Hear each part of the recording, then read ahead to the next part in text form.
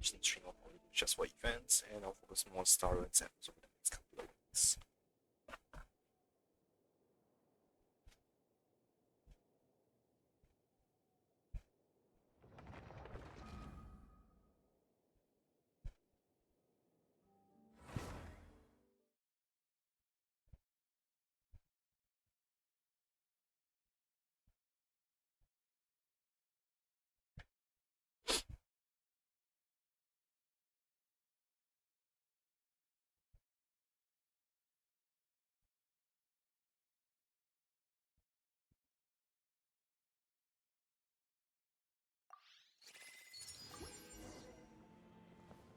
First, oh, there's a new one for the tribal warriors. Today is Monday. Yeah, triple the number of rates off.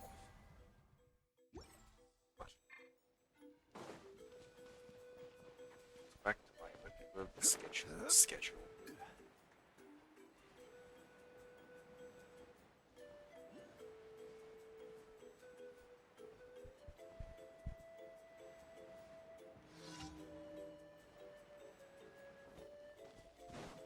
Let's hope you put up a good fight. No touching.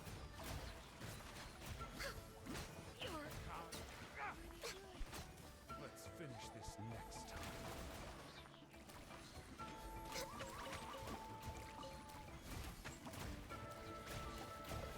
Well, Solidify! Oh. So,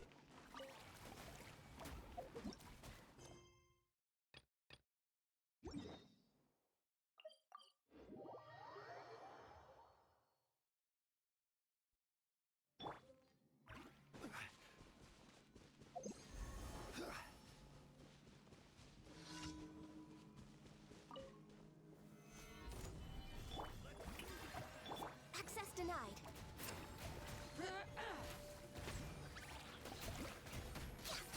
That was quick. Yes, you are. Qualified after all.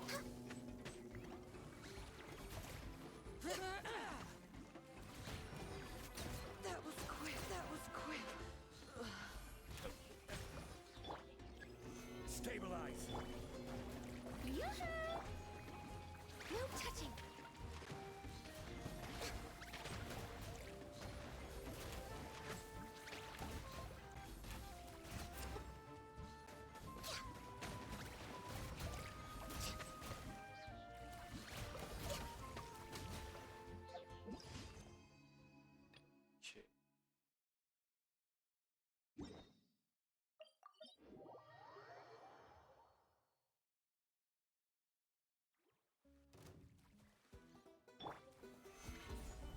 okay. Whatever the XP I get. What long? Get China to level 9.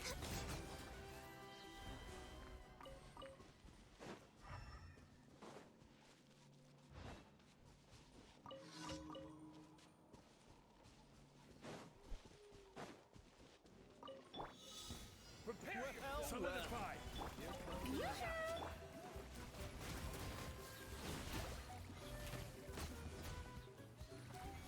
Clench your teeth! I thought it was running trees. Don't mind if I do! Let's do this then.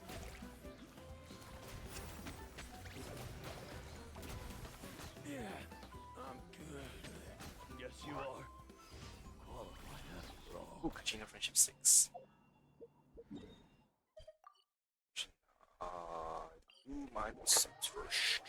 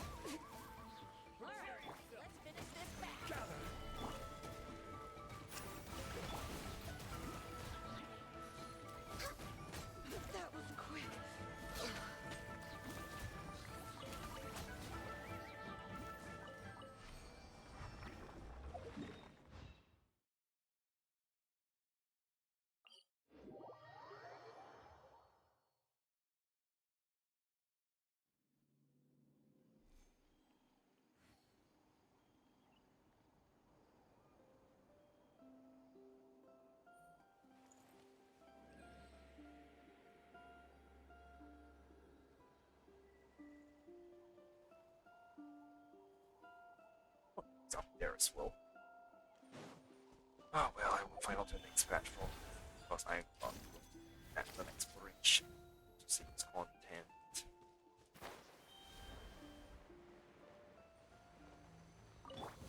Show me your move. Stabilize. No touching.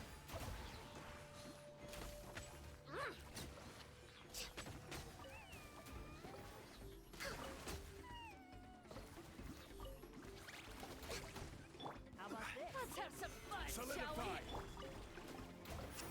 Right this way. Strike a pose. Born of ice and frost.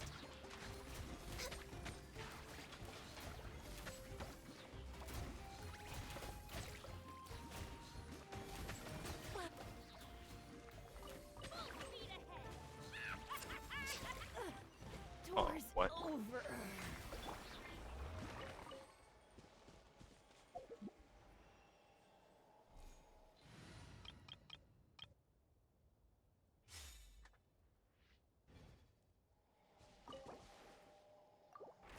Shame.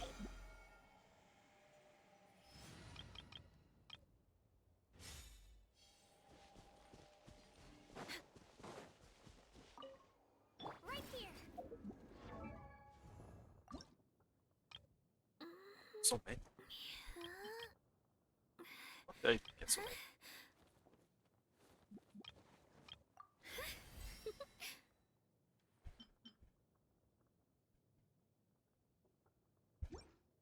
I am very confused.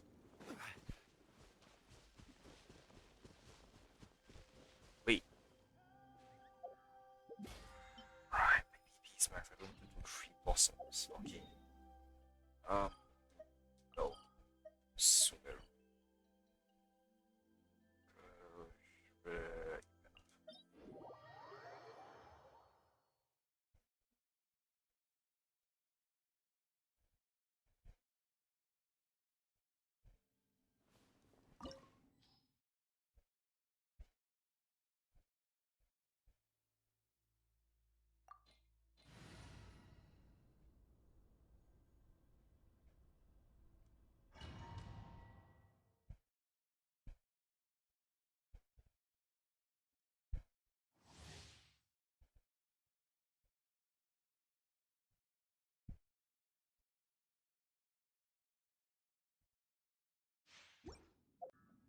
Osman.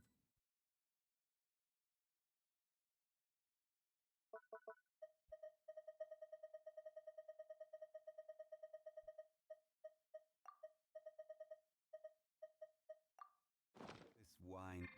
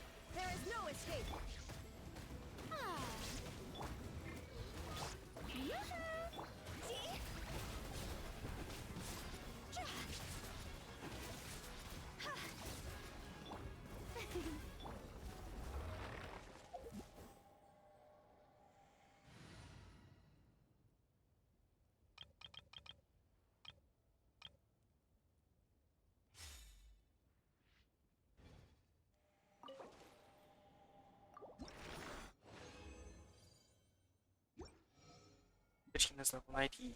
Yay! It's Bob Morani now.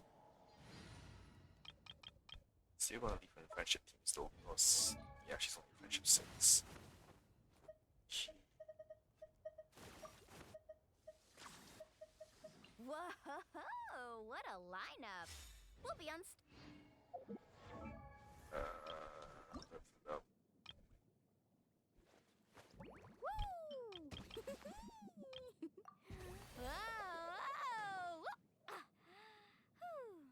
Oh, that's so fun. I watch.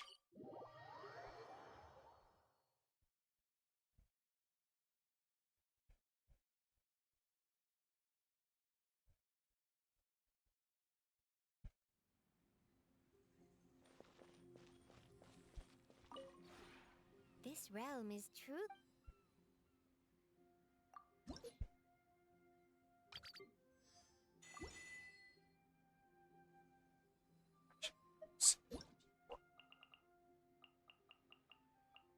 Chiori out and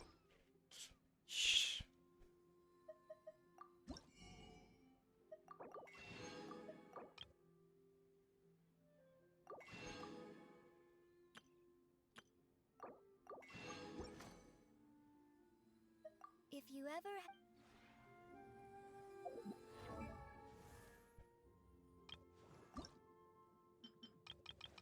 Woo! we'll talk to Chiori first.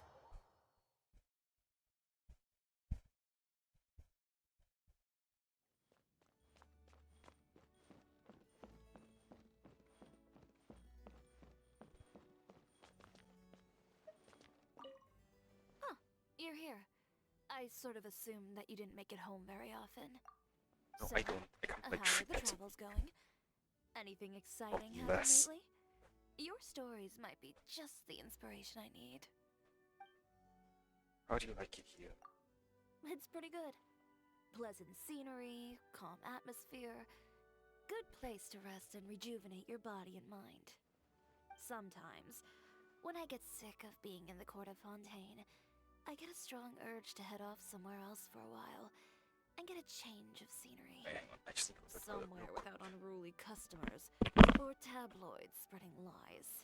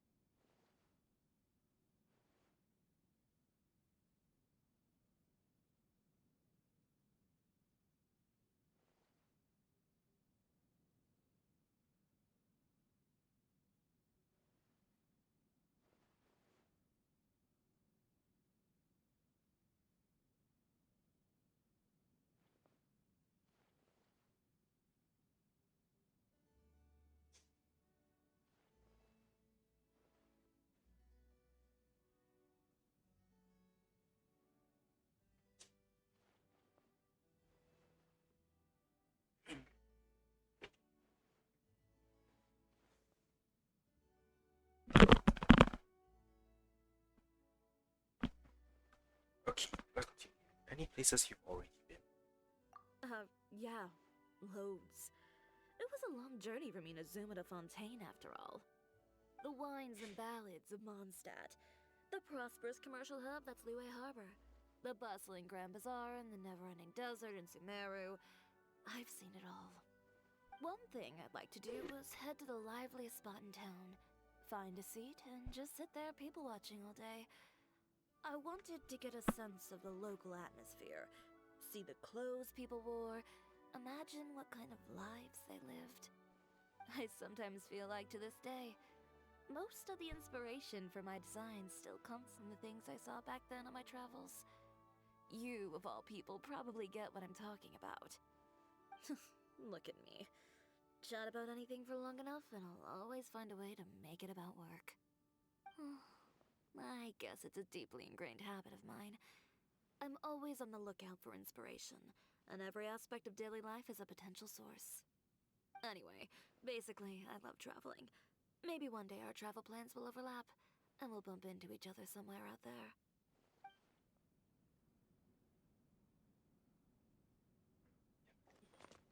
Why is it such that only Chiori is so? You're here. So? What's the other options? It's pretty good, sometimes.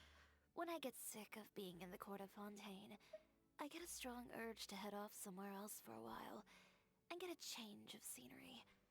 Somewhere without unruly customers or tabloids spreading lies. Where would you like to go? Somewhere I've never been before. That's the only way I can find new inspiration. You know what? I've never been to Notlan or Snezhnaya. Maybe it's time to make some travel plans. Every nation has a completely different fashion sense, rooted in its unique culture. I have to keep incorporating new styles, adapting them, combining them, and innovating. That's the only way Chioriya Boutique can continue to stand at the forefront of fashion. Look at me. Chat about anything for long enough, and I'll always find a way to make it about work. I guess it's a deeply ingrained habit of mine. I'm always on the lookout for inspiration, and every aspect of daily life is a potential source. Anyway, basically, I love traveling. Maybe one day our travel plans will overlap, and we'll bump into each other somewhere out there.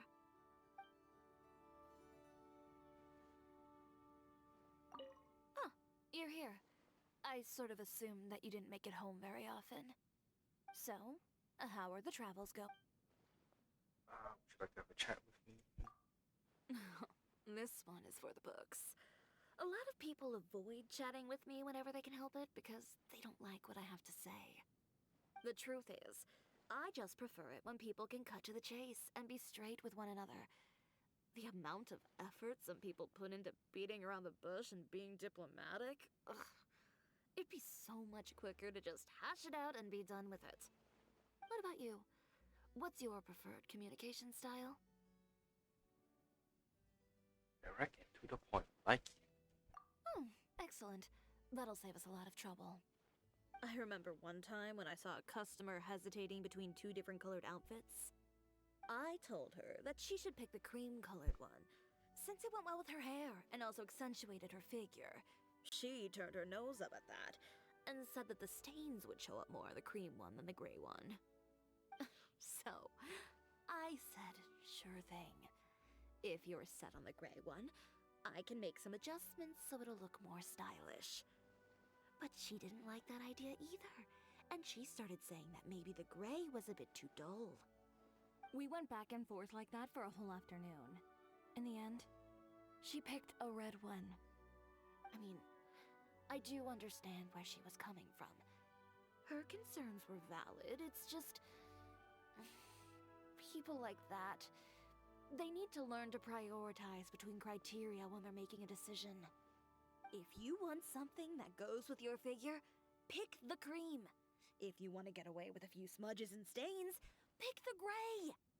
But if what you really want is to stand out from the crowd so your crush will spot you as soon as you arrive at the party, then for goodness sake, just tell me that as soon as you walk through my door. I'm getting all worked up just thinking about it. I need a moment to calm down. Maybe she was just shy. You're right. She was hesitant about telling me. But if she'd just been direct with me, we could have saved so much time. And then I would have been able to do a better job of tailoring her outfit to suit her needs. Things like that happen all the time. It makes me all the more determined to never beat around the bush and always be upfront and direct. Sure, it might not have been the smartest approach, but for me at least, it's definitely the most efficient. All this is to say that I will never hide my true thoughts and feelings from you, and I'd like it if you could do the same for me. Of course, if you ever find yourself compelled to say something like, Chioriya Boutique's outfits are hideous, Then, I'd hope you at least follow it up with some sort of reasoned argument that I can consider. You don't seem like the type of person who'd say something just to be provocative. Unless, I don't know, you secretly enjoy the feeling of being thrown out my front door or something. Alright, let's see the other option. So, That's a very long dialogue line though. this one is for the truth is. What about you? What's your preferred communication style? I think sometimes being tactful is better than being blunt. Ugh, you do? Well, I just find it a headache. Maybe it's because I always have a clear and firm opinion on things. My feelings are never ambiguous. Either I like something, or I don't. I remember one time when I saw a customer hesitating between two different colored outfits. I told her that she should pick the cream-colored one, since it went well with her hair, and also... So, we went back and forth. I mean, if you want something, but if what... I'm getting all worked up. You're right. Things like that. Sure. All this is to say, of course, you don't seem like... Huh. Hey, last If so, dialogue. Anything you want to do? do you have any Hagoita here? I could go for a round or two against you. What the hell's Hey. my What's that look supposed to mean? Don't think I'm good for anything beyond sewing and stitching, huh? Nothing. Just didn't know you were into that game, that's all. I played it all the time when I was growing up in Inazuma. I was actually one of the best players around. But no one knows how to play in Fontaine. And playing with beginners just feels, I don't know, kind of unfair to them. You must have played it during your travels in Inazuma, right? I bet you're pretty good. Well, you game? Oh, don't tell me you're scared. Bring it on. Yeah, that's more like it. There's the traveler everyone talks about. Just so we're clear, I will definitely exercise my bragging rights if you lose. We can start whenever you're ready. I've got my own pair of Hagoita that I can use. You're going to use bow? There's nothing in the rules that says you can't use two. I use twin blades in combat. What's so strange about using twin Hagoita? You can go ahead and use 4 Hagoita against me if you want. Force sword style. I don't mind. I would have put the Unless- force sword. Oh, you'd rather forfeit right now? I just hope you're not a sore loser. Oh, don't you worry about that. Even though the Chioria brand is all about never admitting defeat, I have no problem with accepting a loss in a game between friends. On one condition, of course. You have to actually beat me first. Alright, let's see what the option If is. so... Do you... Hey, what's that look I played it, but no one... You must have played it during your travel... Well, you game? So I just remember what Don't tell Hagoita me you're is. It's scared. paddle and the... It's one of the use paddles to keep a feather thingy from touching the ground. Also, one of the cutscenes for the only yokai events. What's the penalty for the person who loses? Oh, you want to raise the stakes, do you? Fine by me. That'll make this much more fun. If you lose... you come out at my store for a few days. You can do some sweeping, organize the outfits, maybe do a little modeling. And if I lose, I help out at your place instead. It's up to you. I can sweep the place or maybe do some decorating. We can start whenever you're ready. I've got my own pair of Hagoita that I can use. Isn't that a bit unfair? There's nothing in the rules that says you can't use 2. I use twin blades in combat. What's so strange about using twin Hagoita? You can go ahead and use 4 Hagoita against me if you want. I don't mind. Unless... Oh, you'd rather forfeit, right? Oh, don't you worry. On one condition. Alright, Chiori, time to kick you out. Rest. And...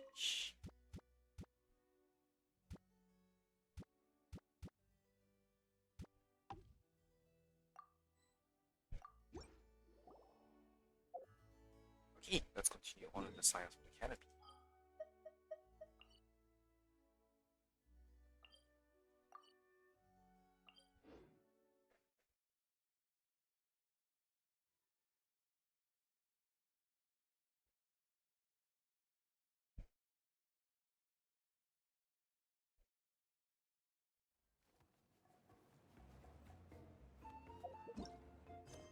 Oh wait, I have another friendship. Alright, let me go do that.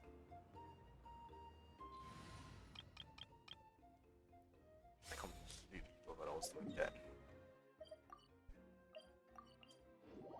Hopefully no combat.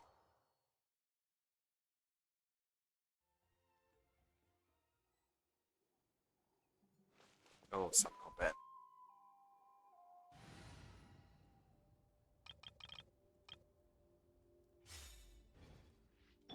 Shower me with threat.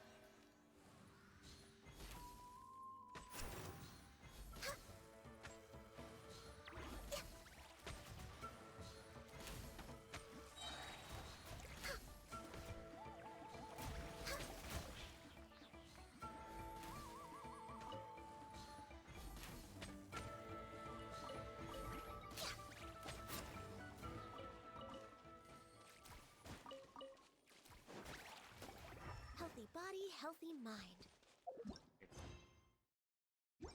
Alright, you know what? Just in case it is a combat all the way through. There are 4 little Yupanqui. That does it. I'll show them.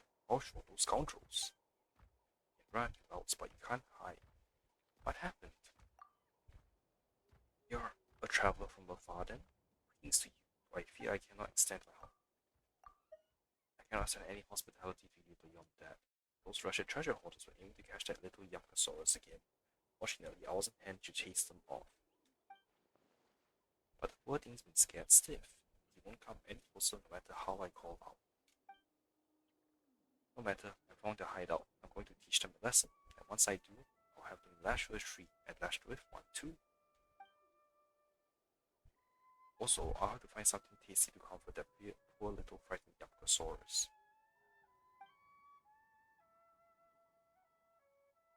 Then I suggest you focus on the comforting.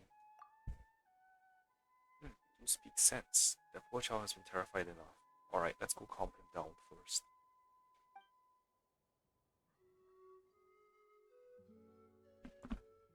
Hello again. Look of you must be an experienced adventurer. With the 2 of us, those thieves won't dare try anything. Don't worry about payment. I know the guild's rules, and I'll follow them. Everyone just loves eating candlecat mushrooms, and if I recall, most of them grew under that tree over there. Why don't you start by picking some? I'll be gathering candlecat mushrooms on the other side. Once you're done with yours, let's meet up on the cliff near the stadium. That's where the little Saurian usually takes a break. Perhaps we can find him there.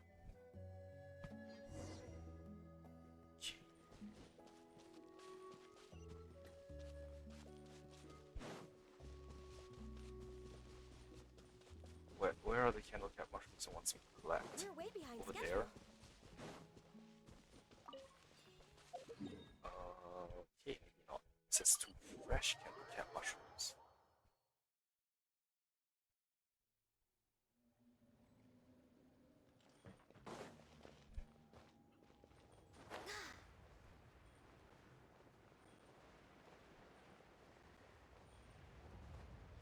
Fresh 1.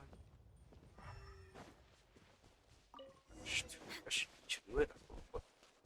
Plum what?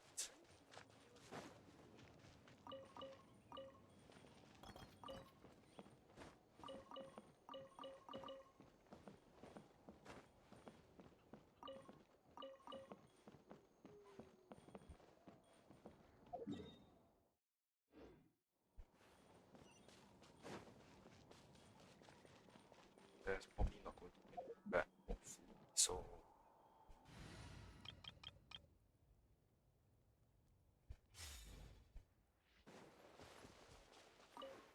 this is where he normally hangs out, but there's not a trace of him today.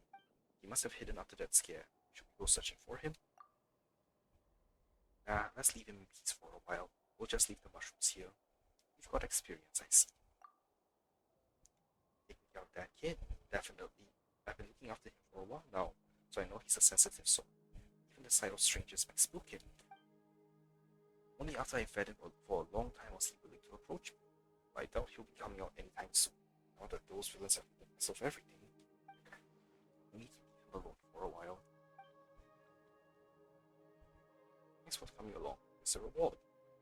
It's just a pity that we couldn't see him. Don't worry, he remembers those who've done right by him. That's right, he'll definitely come to see us.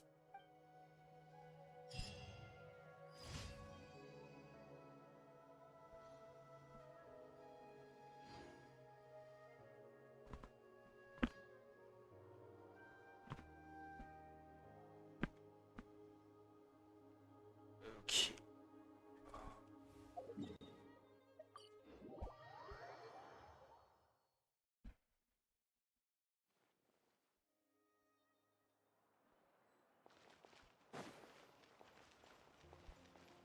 Ad Astra Abyssosk.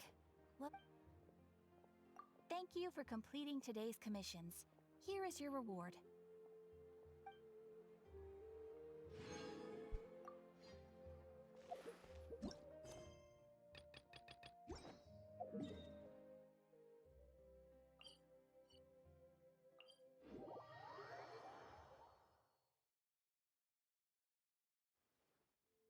It's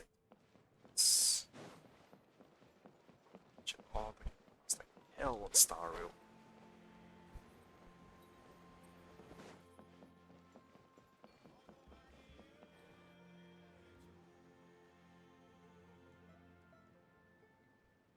Traveler? Paimon? Kanich! Fancy meeting you here. We've actually been looking for you. Hey there, it's to see you again. I'll get straight to the point. I hear you accepted a proposal from Elder Trinidad. Oh, the, Turnfire Knight, you mean. You were still his first choice. It's just... Oh, jeez. It's not what it looks like, promise. Chill, it's cool. I only mention it because there's something you should know. And I suspect Elder Trinidad hasn't been completely forthcoming with you. His true intention is to resolve the Mountain King problem once and for all. His eyes are so Once and for all? pretty. You mean this'll be the last Turnfire Knight ever? That's right. He wants to use you to send the Mountain King to the Night Kingdom. To the Night Kingdom? Yeah. You mean... To his death. Whoa! Are you serious right now? You shouldn't go blurting out accusations like that. It could get you in trouble. Too blunt? Okay. I'll phrase it more gently. There is potentially a possibility that Elder Trinidad may be hoping that during the course of the ceremony, you kill the Mountain King dead. Ridiculous! He told us the Mountain King is a living symbol of your tribe's glory. And that glory comes at a price. Oh, that's right. The Mountain King is a living symbol of our glory, but even this glory comes at a price. Ah, yes, and Nana wasn't the first.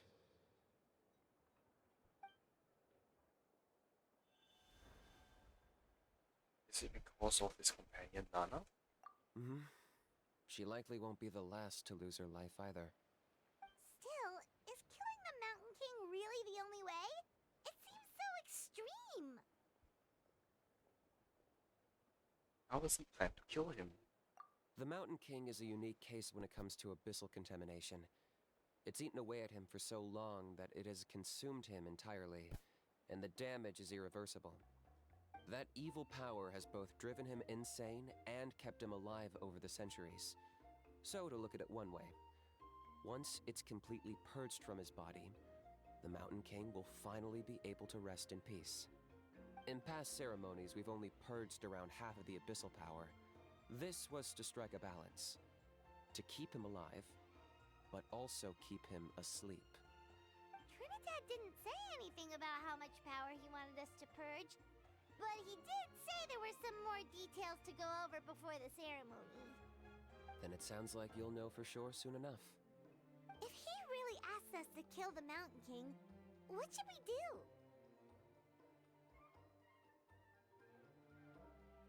I know this must come as quite a shock, so I suggest you act like you didn't hear anything for now. But would you have time to visit the chief after your meeting with Elder Trinidad? I'd like to make a deal with you. What kind of deal? One that comes at a very reasonable price. I'm sure you have plenty of other questions, but we can talk more later.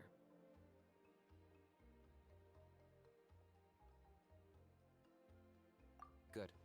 See you soon.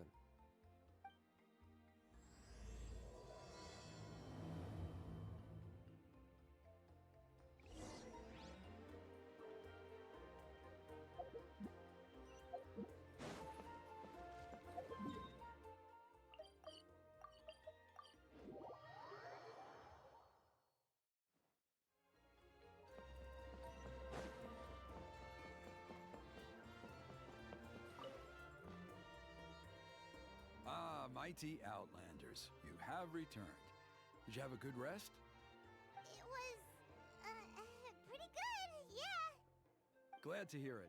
Things are progressing very smoothly on my end. Many of the elders have heard of your heroic deeds, including the chief. They all speak very favorably of you. There are still those who insist that the ceremony should be performed by the bearer of the Malipo name. But they're just stuck in the past. We need to move with the times. Plus, Kanich doesn't want to do it anyway. Exactly. So, now, it's time for us to discuss the finer details of the ceremony. We covered the fire lighting part of the proceedings yesterday. The next part is the purification of the Mountain King. It's quite simple. You just need to use the sacred flame. We've done it plenty of times before, and it's always very routine. I'm sure you won't have any problems. One point I'd like to stress, though, is that you need to burn away as much of the abyssal energy as you possibly can. The more we dispel, the longer the Mountain King will remain asleep. Asleep, huh?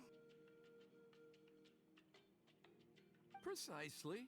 In previous years, the Flame Bearer has often been unable to dispel a sufficient amount of abyssal energy. That's the only reason why we have to perform the ceremony on a regular basis. But I understand that you have a lot of experience fighting against the Abyss, and you seemed to wield the sacred flame quite effortlessly yesterday. With your help, I'm optimistic this time we can dispel all the remaining abyssal energy from the Mountain King's body, freeing us from this ever-looming threat for many years to come. Traveler? So this doesn't faze you at all, huh? You clearly have a lot of confidence in yourself. If that's all you really need to know, the ceremony's in 3 days. I'll come and fetch you when we're ready. In the meantime, feel free to take a look around our settlement. It would mean a lot to the elders if you got to know some of our people. And if you wouldn't mind helping them out with a few errands here and there, that would be even better. So now we have extra errands to run? Maybe we should add a little extra to the price. Just a humble suggestion, that's all. It will help you gain the respect of our people, and as a mighty hero, I truly believe that's what you deserve. I'll be sticking around for the next few days, so if you have any questions, you know where to find me. Seems like Kanich was right. We should go meet up with him right away.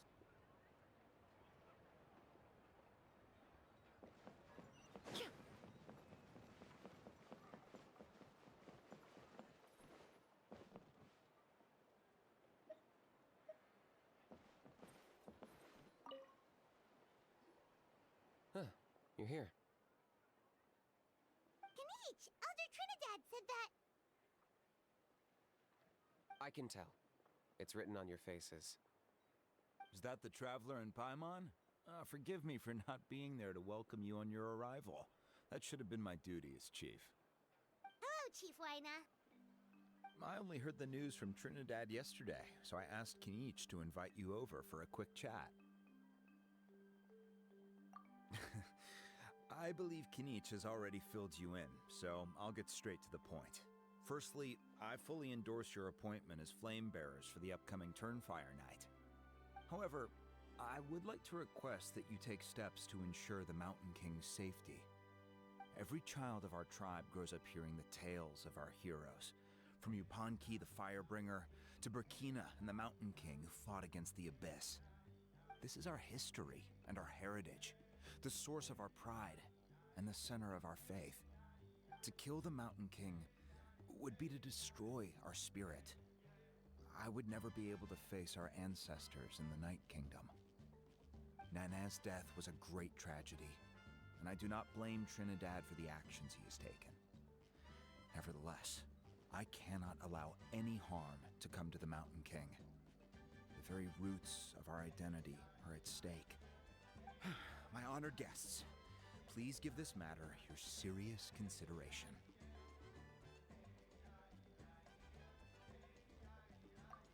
Perhaps there is, but despite all our attempts to contain the situation over the years, we've not found it. Right now, I should like to hear where you stand on this matter.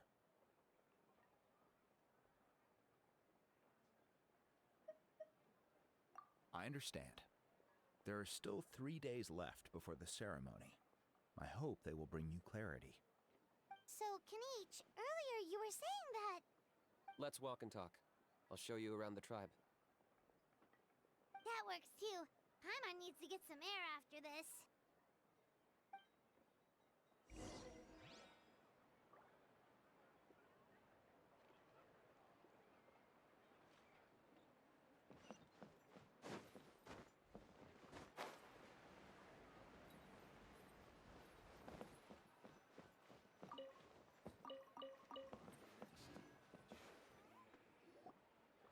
Kanich, Paimon finally understands why you turned Trinidad down. You knew what he was planning, didn't you?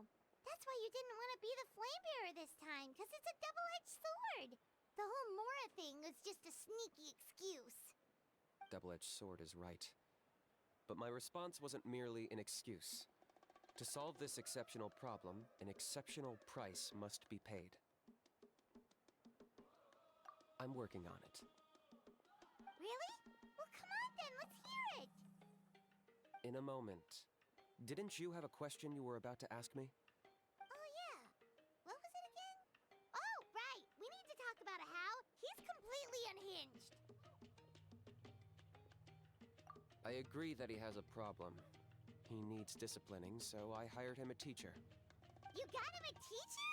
Oh, Paimon would love to see him get scolded for bad behavior. Anyway, moving on. When we ran into How, he said you two were investigating some Abyss thing together. Is that related to the whole Mountain King situation? Yes, that's the angle I've been working on. I'm a Saurian hunter, but I occasionally hunt the Abyss too. One time I was pursuing some purple demonic dogs when I accidentally entered a hidden space. I did some research after the fact. Apparently they're known as beastly rifts, and there are many of them of all different sizes. That's where those purple dogs were coming from.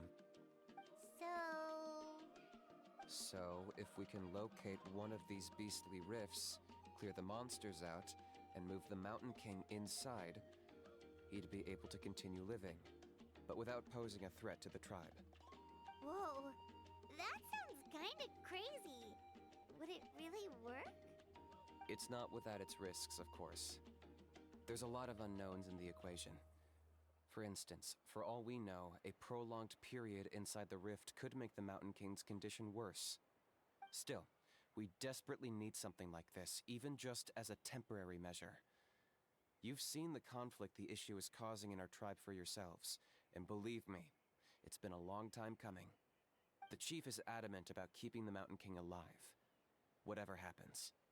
Paimon can understand. It's less about the Mountain King and more about preserving your culture and heritage. Yes, but on the flip side, you've got people like Elder Trinidad, who is more concerned about protecting the people he cares about now and into the future. And he has every right to take that view. It's one thing to try and preserve the last remnants of a glorious past, but making your kin pay the price for it? No one can seriously tell them that's a fair trade. You're right. There's no easy answers here. Let's leave that to one side for a moment and assume we go with your plan.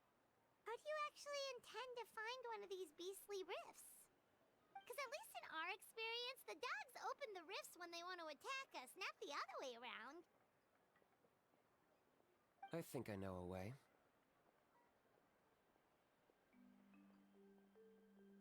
You have any better ideas? Not at the moment, but using the power of the Abyss for our own ends isn't gonna end well.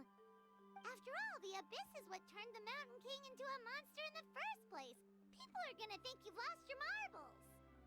If it doesn't end well, then that's the price we pay. Everything in the world comes at a price.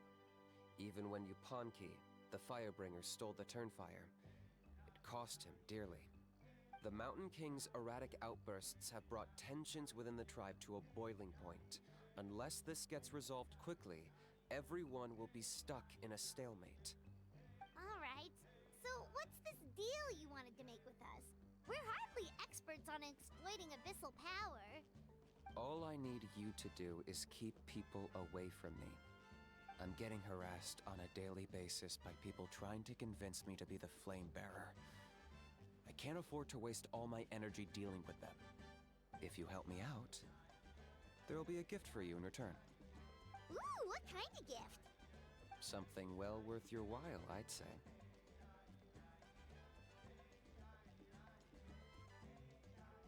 Just keep doing what you've been doing.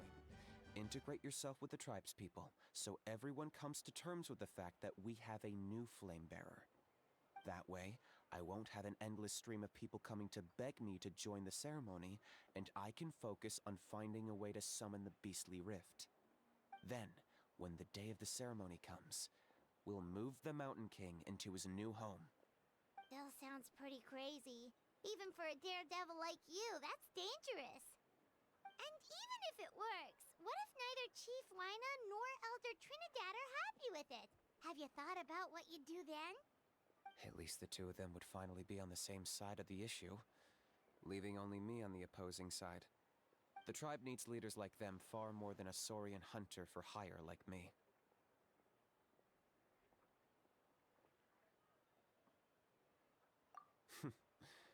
Can I take that to mean that we have a deal?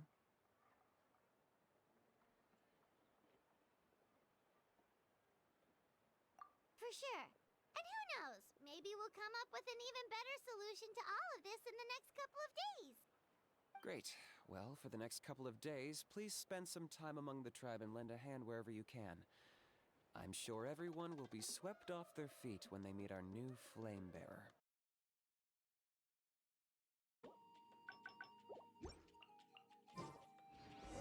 Okay, task for the day. Meet the tribespeople and take some heat off of Kenichi's back.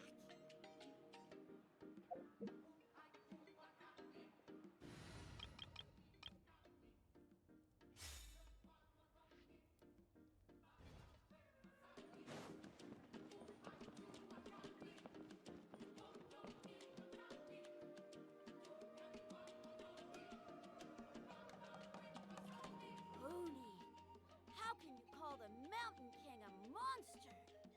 Because he hurt a lot of people, and look what happened to Nana. But it wasn't on purpose. The Mountain King is sick, that's all. He's been hurt by the Abyss. That's true, but the fact remains that he's now a threat to all of us. How can you be so harsh to someone who's sick? If you don't take back what you just said, I don't know if we can carry on being friends. Toba, Kuni, what's wrong? Pony's saying nasty things about the Mountain King. It's not right. He's our hero. Once upon a time, maybe, but not anymore.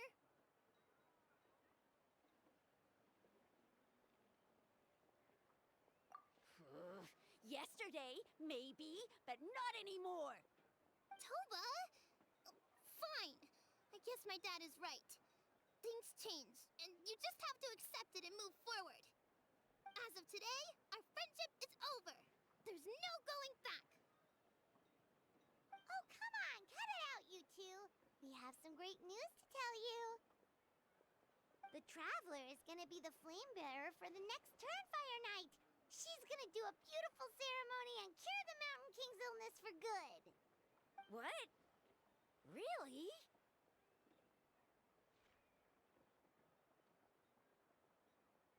So that's what my dad wanted to talk to you about? To be fair, from what we saw the other day, you are pretty good at climbing cliffs. Probably just as good as Kanich. Wait, speaking of Kanich, where even is that guy? Oh yeah, good question. Is he not coming to the ceremony anymore? We can get him to come, but if he catches you two fighting again, he won't be happy. He'll be sure to give you both a piece of his mind. No, we can't let that happen. I've never even spoken to him before. I can't afford to make such a bad first impression. I didn't mean to argue with Toba. All he said was that the Mountain King has done some pretty bad things. He was the one who turned it into a fight.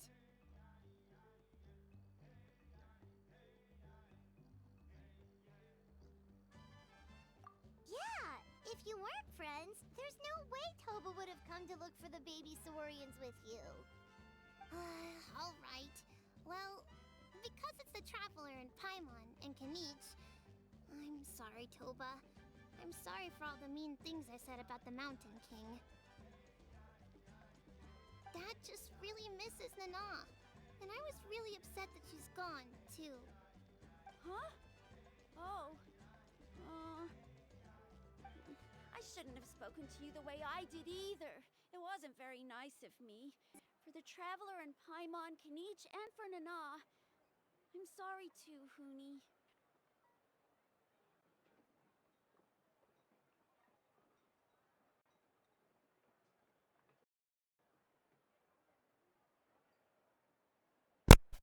My game's lagging. Why it's lagging? It's just been over an hour. It shouldn't be dying on me. Well, it's just doing a cutscene about.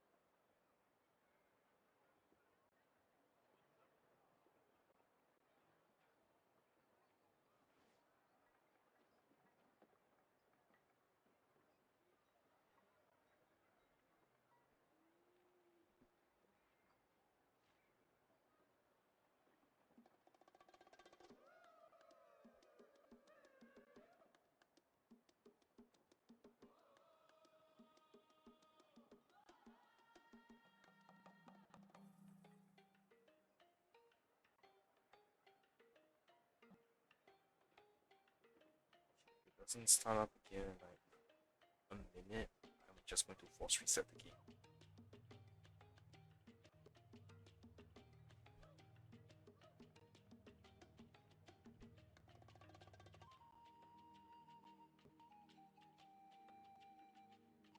That's more like it. Now you're best friends again. Guess so. Toba, if I ever say something mean about the Mountain King in the future, I'll make sure I say it to someone else, and not you. I'd better go buy some colored cloth for my dad now. He needs it for Turnfire night. Let's play again some other time. See you, Toba. See you, Traveler and Paimon. Exactly a solution I'd Okay. see. I'll head home as well then. See you next time. Okay, take care, you two. Even though they said they're sorry, it looks like their friendship isn't as strong as it was before. Times really are changing. Let's just hope we can solve this once and for all. Come on, let's move on.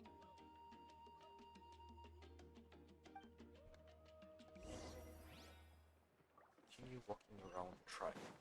Huh? What's going on over there? Let's take a look.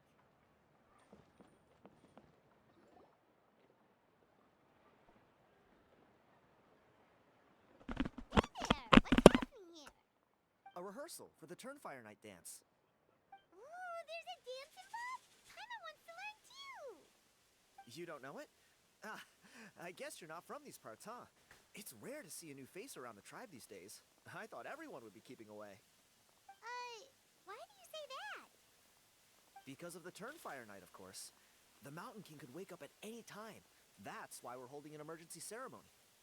This isn't one of those fun and games festivals. For outsiders, it might even be a little dangerous. Well, did you know that the flame bearer this time is actually gonna be an outsider? Oh, I did hear about that. It's a first for sure. I would have loved to meet them in person. Hey, now you have. What? Oh, it's you? Man, oh man. Well, this is a nice surprise. It's funny. I was just thinking that I'll probably miss out on meeting the new flame bearer since I'm not taking part this time around. Then suddenly, there you are. Must be my lucky day. You're not taking part in the Turnfire night? How come? You're not an outsider too, are you? You must be joking. Watch this. Okay. What? What am I looking at? Not bad, right? Yeah, I'm considered one of the better looking guys who dances beneath the pillars of the sacred what? flame. Been doing it a few years. Always gets the ladies out to watch. Oh, very impressive. So why'd you quit? Well, I feel like the whole Mountain King situation is getting more and more precarious. It's just not safe here anymore. One of our elders' Saurian companions even lost her life not long ago. The question is, what are we gonna do about this in the long term? But our leaders don't have any answers for us. They're probably too busy fighting about it amongst themselves. The way things are going, it's only a matter of time before it gets violent. So I figured, you know what? Now's as good a time as any to get away for a little while. Go do some exploring. You look a little disappointed. Disappointed? Nah, it's a great opportunity to go see the world. As every male scion of the Canopy knows, wherever you are and wherever you go, the only way is forwards. We take pride in that. I won't forget my roots. Fair enough. So what's your plan for the next step? I managed to get in touch with the Saurian Relics Association. They gave me a simple test. Find a decent quality relic, and they'll make me a member. What's the Saurian Relics Association? You've never heard of it? It's a group of amateur history enthusiasts who do research on the ancient Saurian era. They're all about collecting relics and remnants from that age. Speaking of which, the guy who was Flamebearer before you, I've heard that his Saurian buddy comes from that time. A how? A how's a relic from an ancient Saurian civilization? Oh, yeah, him. So you know those two already, huh? Then, do you know how they met? It was deep inside some mysterious ruin, and they signed a contract there. The association folks say that the kind of contract usually comes with a huge hidden cost. Really? That sounds ominous. Who knows? But if it's true, Kanich can probably handle it. He knows what he's doing with weighing up contracts and costs and stuff. I doubt he'd make a contract that doesn't benefit him. Strangely enough, I actually happened upon a strange mural a while back, and it looked to me like it was depicting a Saurian and a human involved in some kind of Saurian-era contract ritual. Oh, does that count as a relic then? You bet it does. I was all ready to go take a picture of it and use that as my entry ticket to the association. But after all the abyssal activity recently, I heard that area's been overrun by monsters. The best laid plans, huh? I'll just have to wait and see if things improve. Or... you look like you know your way around a fight. I don't suppose there's any chance you'd be able to help? If all you need to get is a picture, that should be pretty achievable, right? The Traveler deals with monsters all the time. It's a piece of cake. Wait, you're seriously gonna help me out? Come on, it's no big deal. Compared to some of the things we've been roped into before, this is nothing. Pyro Archon above, you two have hearts of gold, you know that? You're the kind of people who could dive into the Turnfire deep in the bowels of the Night Kingdom, and it wouldn't burn a single hair off your head. I'll take that as a compliment. Of course it is. All right, come with me. I'll show you the way.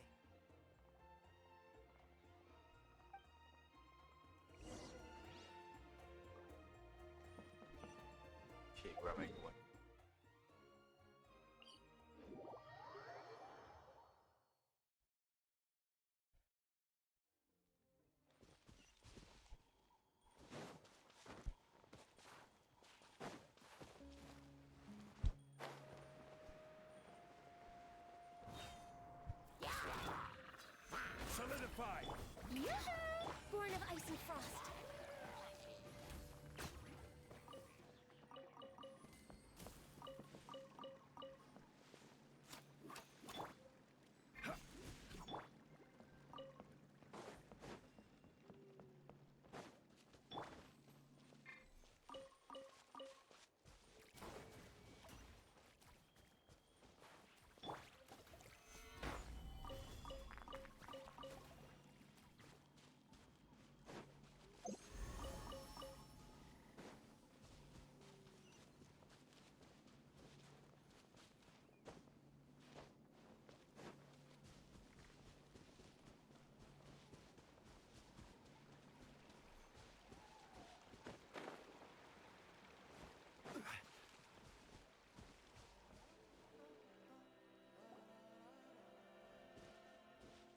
There it is. It's inside these ruins. As you can see, the place is crawling with monsters. Alrighty then. Stay back and take cover, Tiago. This could get dangerous. We'll take care of him. Great minds think alike. I'm not about to cramp your style.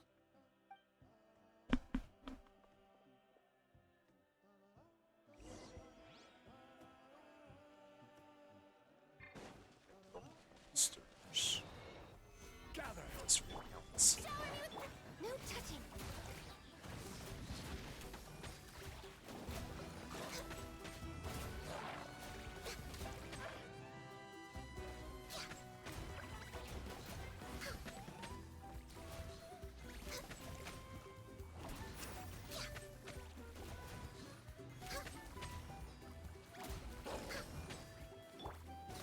Solidify! Hit. Hero. That should be the last of them. It's a good thing Tiago had the sense to stay in his hiding place, or things could have gotten really hairy for him. Hey, look! That's gotta be it, right? Definitely looks like a mural. It's a little on the small side. True. Now that you mention it, most ancient murals take up a whole huge wall. This looks more like someone with a paintbrush got bored and started doodling. It does match the story he told us, though. There's a Saurian and a human. So, is that supposed to be what an ancient contract ritual looked like? Whatever. We're not here to decipher it. Just photograph it.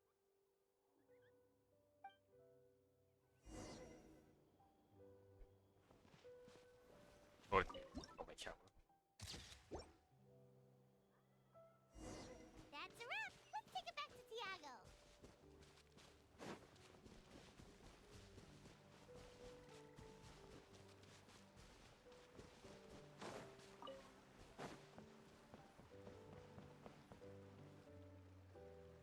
You've been robbed? Oh, Ponche. And I thought my luck was bad. I put blood, sweat, and tears into that, and now I've got nothing to show for it. Some gap-toothed goon stole it from me.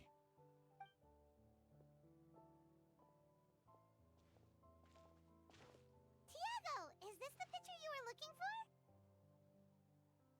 Let me take a look. Yep, that's the one.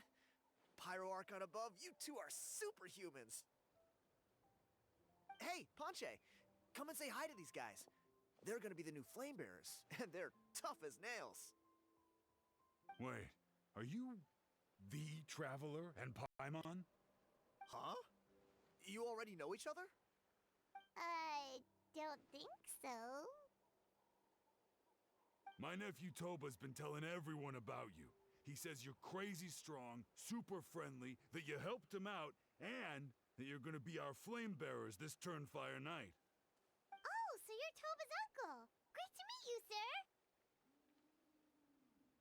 Sounds like we managed to make a bit of a name for ourselves.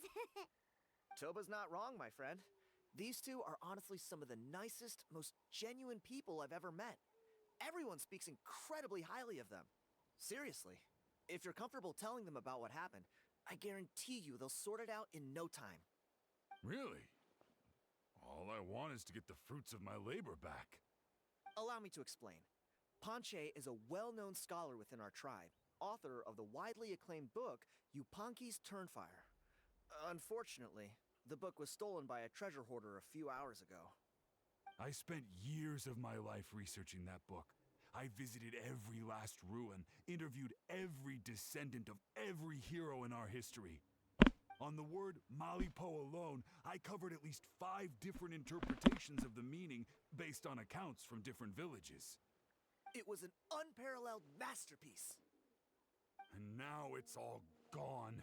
That little goon ambushed me during my morning walk. He snatched all of my belongings, including my entire manuscript. That book was everything to him. It's like they robbed him of his soul when they took it. Look at him. Lost and listless. He's a shell of the man he was. Dear honored guests of our clan, I am but a helpless old student. If only for Toba and Tiago's sake, please help me, I beg of you. Where were you ambushed? See what I mean, Ponche? Now you've run into these two, your luck's about to change, big time. I don't know if he's still there, but come on, I'll take you.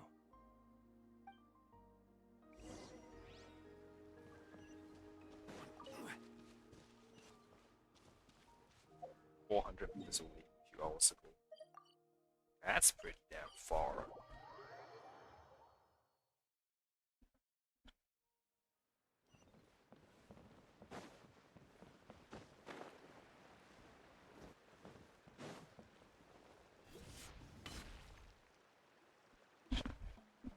Hey!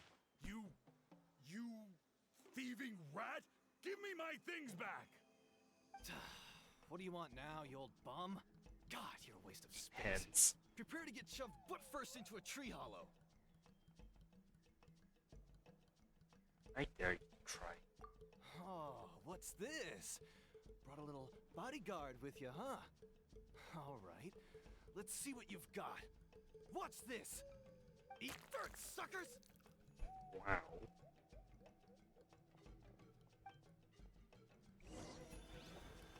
Catch up to 8 minutes. Hey, he's trying to get away! That was it.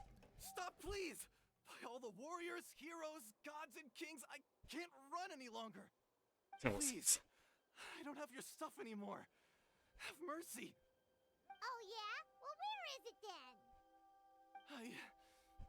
I threw it away. You threw it away? The old bum's bag didn't have a single mora in it. Just a tatty old book, worn out pens, and some old rags. All that time lying in wait was for nothing. I was so mad, I just threw all of it away. Is that really the truth? Okay then, where did you throw it away? The same place you found me. Look, I swear on the Pyro Archon it's the truth. May all my worldly possessions be turned to ash by Turnfire if I'm lying. Okay, that's a pretty strong oath. What do we do now? It sounds like he's telling the truth. Let's go back to where we were and see if we can find anything. Right. Let's hope nobody gets to the book before we do. We'll never get it back then. Meanwhile, in a hidden cave.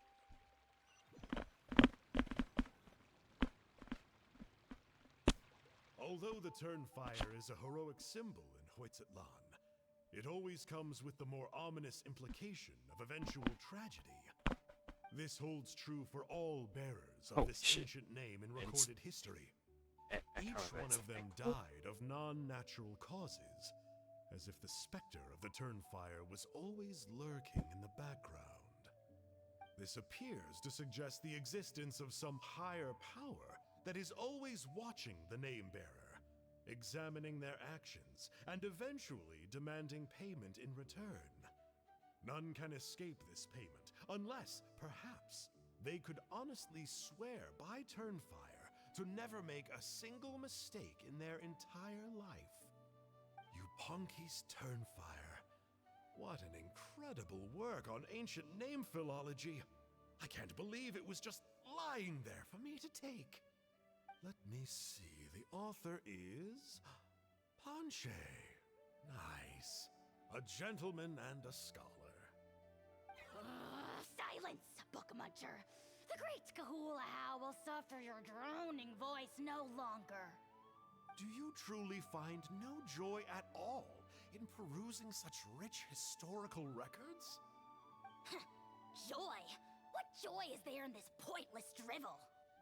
Well, it makes a pretty shocking prediction. Every bearer of the ancient name Malipo eventually meets a grisly end. Maybe that's the price you pay for the name that means price? What? You're saying Kenichi will die a violent death? So I'll finally get to take over his body? When will that glorious day arrive? The great Kahula demands to know! Wow, you are just irredeemable, aren't you? An agent of chaos down to the core.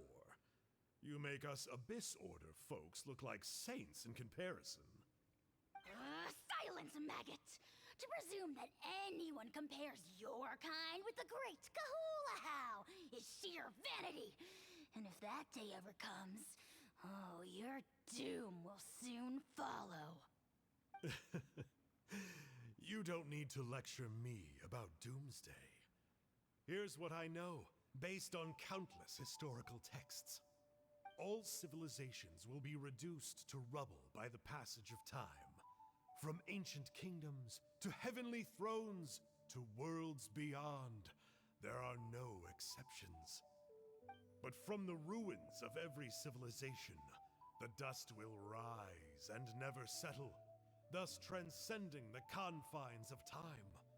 That dust is what we call a civilization's spirit. And you, great Kahula How, are one such speck of dust from a bygone age. I've paid dearly for the chance to observe you up close. Now, let me take a good look at you. We'll see whether any memories of that age still remain inside you.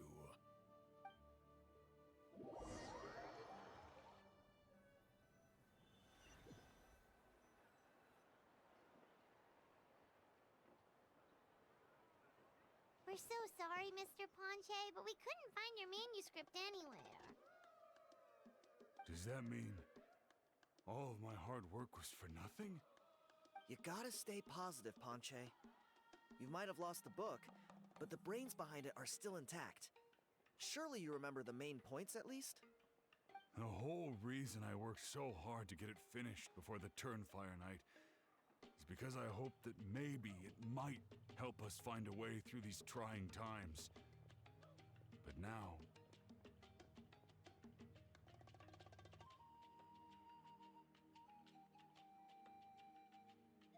well, not exactly. But I thought my research might at least be a starting point. Oh, really? So what did you find out in your research? I think the key to all of this lies in the power of Malipo. Ponche, you know as well as anyone that ancient names don't hold any real power. Symbolic power doesn't count. You're right, but Malipo may be a special case.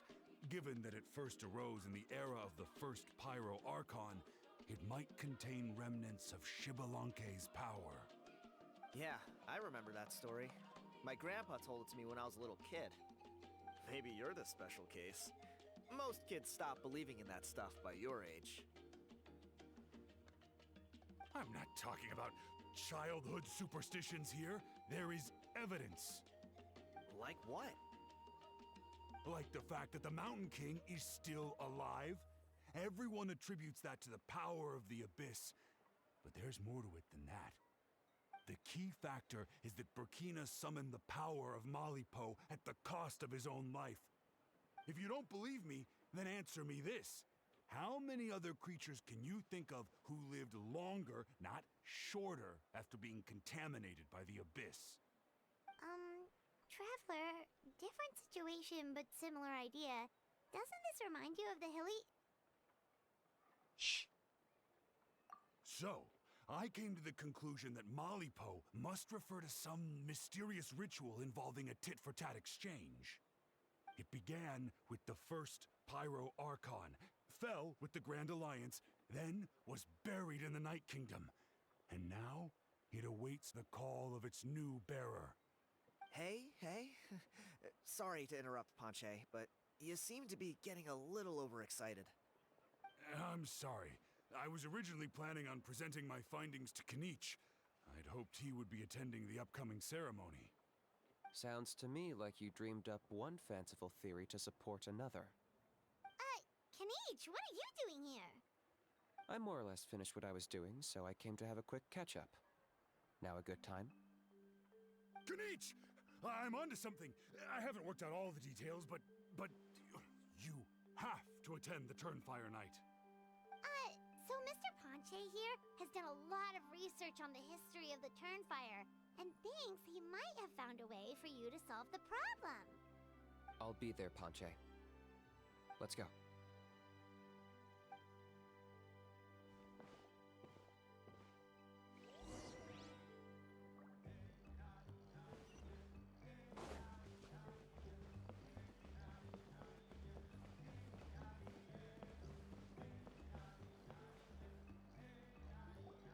Of both the people of the springs and Here will sounds do. it's super long. Have you found a way to summon the beastly rift? Yeah. I'd like your help giving it a trial run tomorrow. If that works, we have our plan come Turnfire night. Sounds like you're not considering Panche's idea. You heard him. He hasn't worked out the details yet. We need a more practical solution with concrete steps to follow. Yet. Are you saying you think he might actually be onto something? I think it's possible, based on something I know about the war 500 years ago.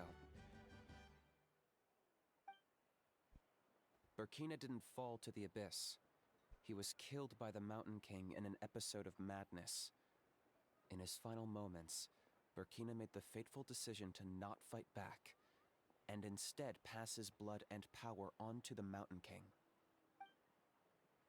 Maybe he thought the Mountain King was stronger than him, and more valuable to the tribe. Or maybe it was just out of loyalty to his friend. Either way, I can believe the Turnfire was involved. Whether you think his sacrifice triggered it, or his fate was sealed from the moment he took the Malipo name, it makes sense to me. How can you drop these truth bombs with such a straight face? This is what I've gleaned from my many interactions with the Mountain King. His mind is so disordered. It took some time to piece it all together. The story Elder Trinidad told you was the more palatable version of events. The truth is even darker. The Mountain King's mind isn't just disordered. He is suffering and feels great shame. I believe he wants to be put out of his misery. What? Then what should we do? Should we grant him his wish? Of course not. We should help him move to a new home.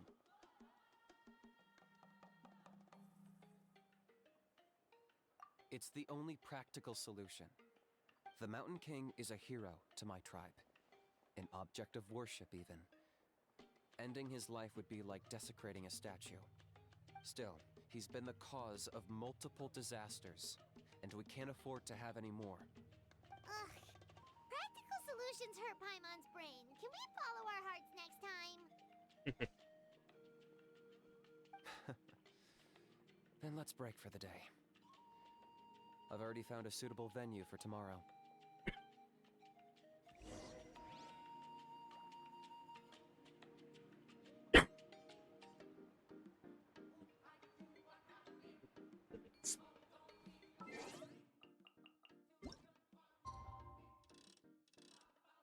I got an achievement.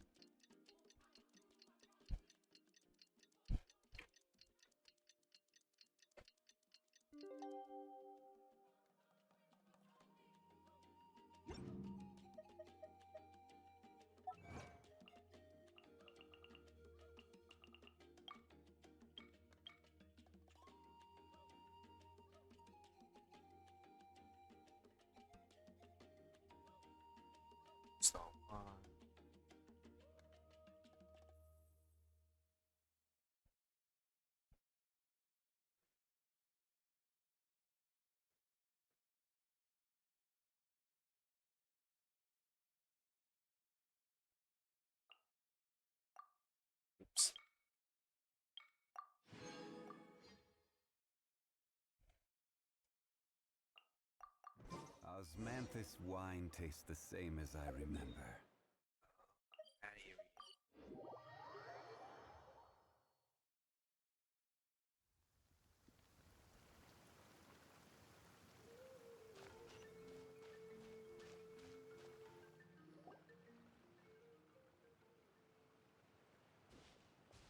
You're here. Very punctual.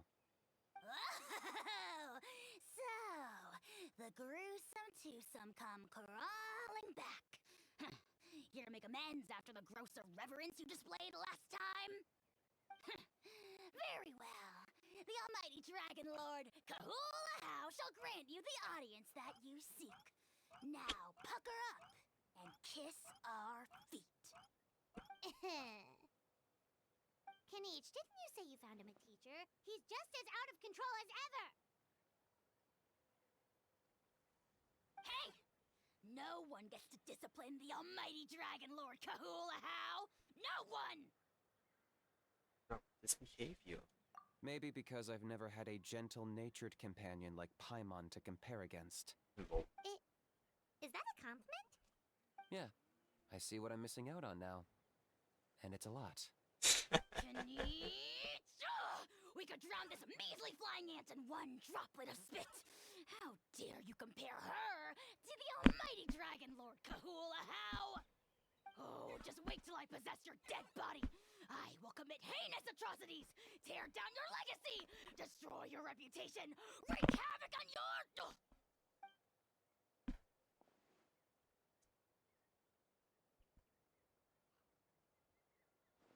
Traveler, Paimon, let's get down to business. Once we've opened the beastly rift, you're welcome to toss a how in there for a couple of days. With pleasure, you don't need to ask twice. I got my hands on this device in a trade. It's meant as bait, but it'll also stabilize the abyssal energy. The rift towns will tear through space to get to this. Once they're here, we take them out and claim the rift for ourselves. How did you get your hands on this? You'll find out soon enough. First, let's try this out.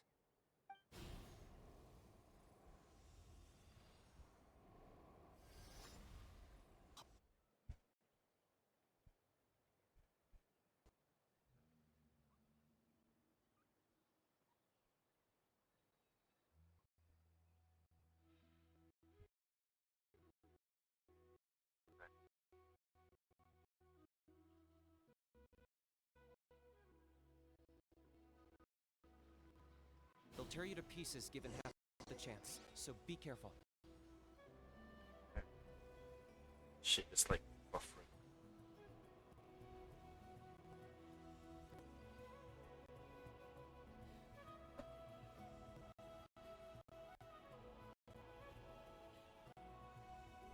No, something like me.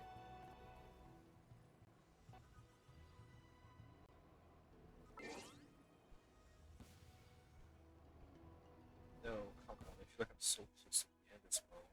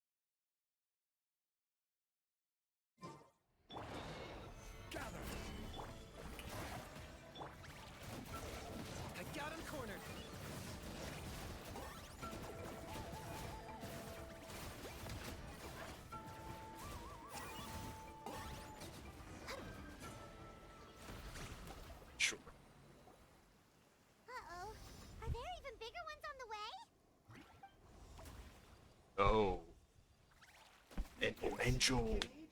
I'm a man of my word. Yes, In fact, Angel. I'd say I under-promised and over-delivered. Nifty little gizmo, isn't it? I take it this is your true form? Now that our deal is complete, it's time to start the next phase of our relationship. I made a promise to the great Kahula How, and now I'm here to seize your body for his use. Cliché, I know. The hero's trusted partner sells him out to the abyss in a shocking act of betrayal. Cue bad guy speech and drawn-out death sequence. Huh? Angel? Huh? Huh? What are you two doing here? Oh, Mr. Kinich, this is not what we agreed on. Traveler, this is the gift I got you. I know you're looking for intel on the Abyss Order, so I thought he might be of use to you. But What it a nice- looks like you've already met. Yeah, we've met. I've picked him up before. Yikes. Frosty reception. Gotta say, I kinda pictured this moment going a little differently. Tears of joy welling up in your eyes as you say the words, "It's good to see you again, old friend." Don't be ridiculous. Sounds like you've been reading too many romance novels. There we have it. Change is inevitable and nothing lasts forever. What a pity. Well then, time for you to meet the new me. This time, please call me Sanka. Sanka! Aha! So you're a glasses guy! You tricked Huni and Toba into telling you a bunch of stories! What's your real name?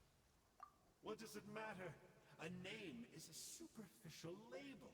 It's what's deep down inside that counts. And I've shown you the deepest parts of me. Your masochistic spots. That would explain a lot. Why else would you show up here and start acting like a wise guy? You looking for a fight? I'll pass. I do rather like you, as I've said before. But my one quibble is that you really don't know your own strength. What are you doing here? Wait. Of course! You're the one behind all the recent Abyss activity! Let Paimon guess, you've been provoking the Mountain King too! Haven't I told you before? I'm not part of the inner circle who do our Highness's bidding. My interests are far more low stakes. I spend my time digging for truth in ancient doodads and books. You really think a benchwarmer like me is capable of more than that? I investigated him. He's not connected to the recent events. Just happens to be in the area. So, I struck a deal with him. He helps me summon a rift. I allow him to do some historical research. But that's all over. And now Kinich wants to hand me over to you. Well, I was hoping this would be an opportune moment to whisk away his body. That would have given me some more time to study the great Kahula How. But now I've run into you, which is just my luck. Or maybe I've incited the wrath of the Turnfire, and this is the price I have to pay. But I don't understand. What did I do wrong?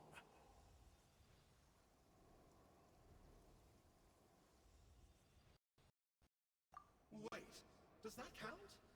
Let me think. How? You are the worst of the worst! Colluding with the Abyss Order against Kinich? How could you betray your partner? There is no betrayal. The almighty Dragon Lord Kahula How is a partner to no one. Don't worry, I told him to act as bait. Yes, and you should have picked a bigger fish. The Abyss Order? Ha! What a joke. Not even a match for our lowly servant. I put up with this toad's croaking for days, and it was all for nothing. It looks like your disciplinary measures have been less than effective, Mr. Enjo. What did you expect? Behavioral rehab isn't really our thing. Otherwise, we might as well change our name from the Abyss Order to the Abyss Boarding School. The abysmal disorder would suit you better. Kanish! Dispose of him! He is of no further use to us! Traveler? The Abyss Order is a threat to us all. Hey now, I may be a lowly clerk, but don't underestimate me. I could never beat you in a straight-up fight, but when it comes to running away, I won't lose to anyone. Do me a favor and remember how fast I disappear. Maybe then you'll show me a little respect next time. Darn! He got away again! Couldn't you have stopped him? It's alright. He's not worth our time and energy. Besides, it seems like he's in debt to a lot of people. I'm sure they'll keep him busy. If you say so. Still, Paimon's kinda surprised that you actually struck a deal with someone from the Abyss Order. To borrow that guy's words, names are superficial labels. Whether you call it the Abyss Order or anything else, it's a broad generalization at best. Think of it like apples that have fallen from a tree. If you tasted each one, you'd find that they're all at different stages of ripening. Even the unripe fruit blown off its branch before it's fully grown can still be brewed into a fine wine. Everything has its use. Huh. Well, in that specific sense, maybe Enjo's not such a bad apple. Not rotten to the core, at least. Of course! Only the almighty Dragon Lord, Kahul Ahau, is rotten to the core and evil beyond redemption. Ugh. So what exactly are you anyway? You're definitely the evilest little thing Paimon's ever met. Don't worry, he can't hurt a fly.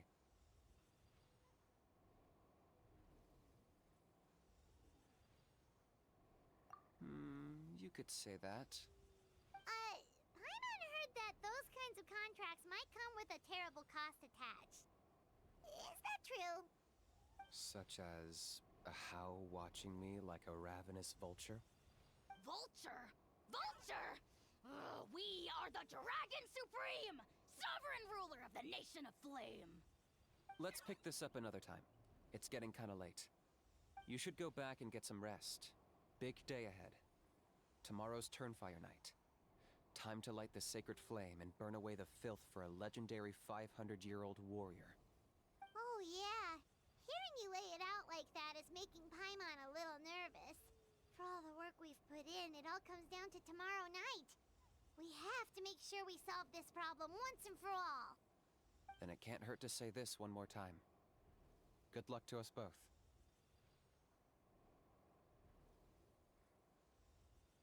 See you tomorrow.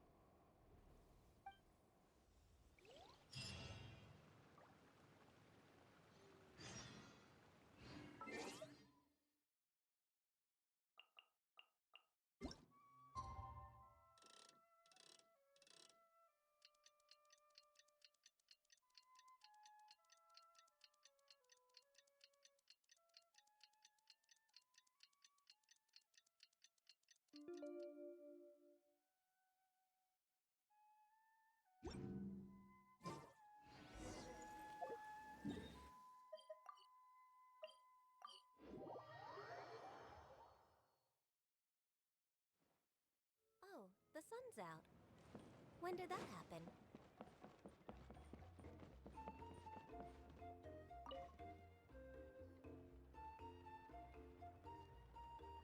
Ah, at long last, you're back. I hear you've done much for our people these last few days. Everyone has nothing but praise for you. Many young people have heard the rumors too. They're all eager to meet our new flame bearer. Well, they won't have to wait for long. It's almost time for the ceremony. We really hope we can resolve the Mountain King situation quickly and smoothly. Seems like a lot of people have been worrying about it, huh? Well, it's nearly time. So, if you're ready, then follow me to the ceremony site. We cannot be changing the Turnfire actual issues or arguments. Recommend the elements high roll.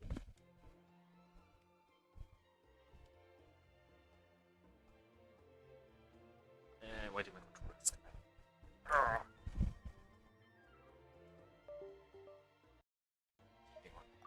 Of course, there's... Let's switch to my outpost.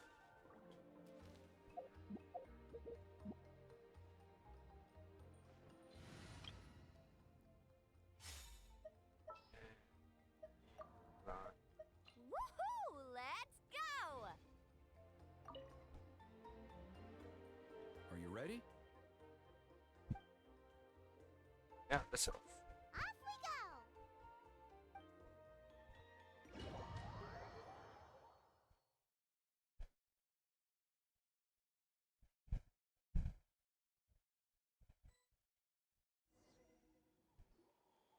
Here we are. Our honored guests have arrived. I have heard much about your fine work over the past few days. I hope you'll allow us to thank you properly after tonight's ceremony. Don't worry about it. Getting this huge venue ready must have been a huge task. No need to make extra work for yourselves on our account. Oh, if it means getting the Mountain King issue resolved, no cost is too great to bear. A resolution will come in due course, but every great fire starts as a tiny spark. We must take it one step at a time. No one would disagree with you if that were possible, Chief, but it's been far too long since we've seen a real step forward. Look around you. Can't you see how our numbers have dwindled since the last Turnfire night? The ceremony was arranged on short notice. Many are away from home and could not make it back in time. That may be so, but still. Good evening, Traveler in Paimon. Kanich! Not a moment too soon. Chief Wayna, Elder Trinidad, could you give us a minute? I'd like to give the Traveler a few pointers as the previous Flamebearer. Very well, but make it quick. Let me know when you're done and we will begin the ceremony. Let's step to the side. Has anyone gone over the key steps of the ceremony with you yet? Yeah, Elder Trinidad did, but, Paimon seems to have forgotten them? What a surprise! The flying ant has an ant-sized brain. If you don't want your tongue to be burned off by the sacred flame tonight, I suggest you stay quiet. See those sacred flame pillars? Once you've lit the fire, go light each one up in turn. Once that's done, head down into the cave where the Mountain King slumbers, light the braziers along the way, then bring the flame to the final altar. Then the ceremony is complete. That sounds simple enough. The process isn't complicated, but remember, you mustn't turn back at any point. If you miss a pillar, you can't light the next one, then come back to it. You have to keep moving forward, or it's seen as disrespecting our ancestors. If that happens, you won't receive the blessing of the Turnfire, and you'll have to start over. I made you a diagram that summarizes the steps. Take a look.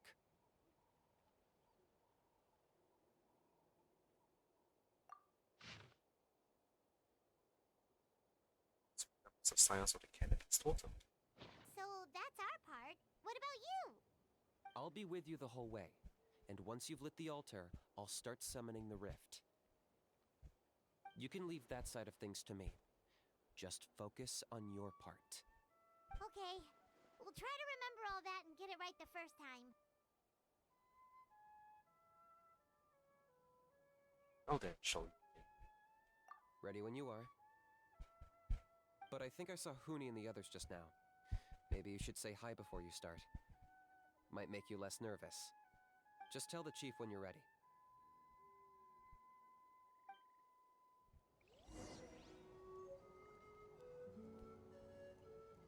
Oh, I think here's the where am I?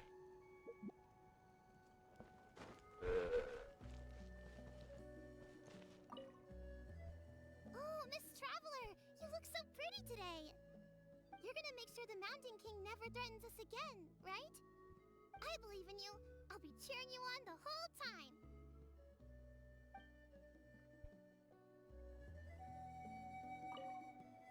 Mighty Outlanders, the time has finally come. You know what must be done. Please remember, you must cleanse as much abyssal energy as you can. This is the only way to prolong the Mountain King's slumber. I am sure you have what it takes.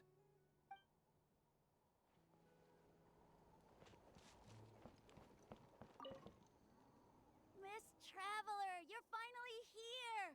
I even dragged my uncle out to watch the ceremony. Although I'd hoped for the Malipo name-bearer to perform this ceremony, that was never anything to do with you, so please don't take it personally. I got thinking last night, and I realized if the lesson of Malipo is to look forwards, then I should accept that my book is gone and start anew. Besides, I'll have even more to write about this time, given this will be our first Turnfire ceremony featuring a flame-bearer from another land. I'll be taking detailed notes. Good luck, Miss Traveler! You got this!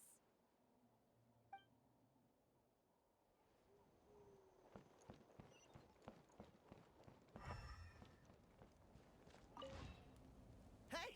Bet you're surprised to see me. Didn't think I'd be coming, did you? I was all packed up and ready to go, but then I thought, I wonder if the ceremony will go any differently with the new flame bearer. So yeah, here I am again. I still owe you for that picture you took, so once you start, I'll be dancing to cheer you on. Don't be nervous, you'll do great.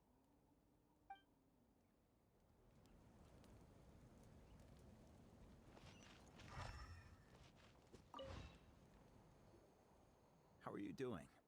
Is all in order?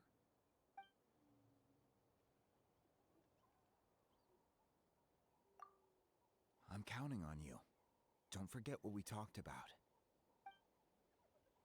By past fuel and present flame, life marches ever on. My brothers and sisters, the time has come to light the fire once again, and let the Turnfire night shine bright in Hoytzitlan.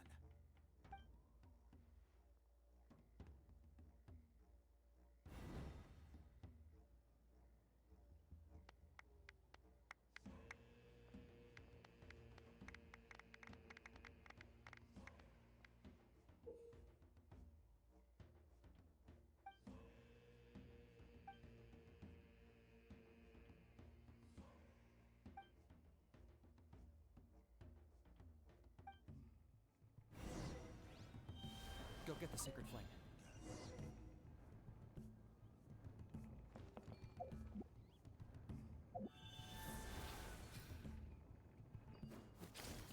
Nicely done. Off to a good start. Great stuff.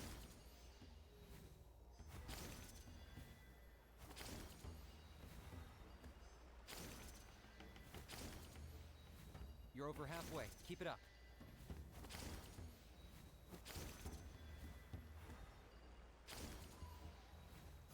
Impressive.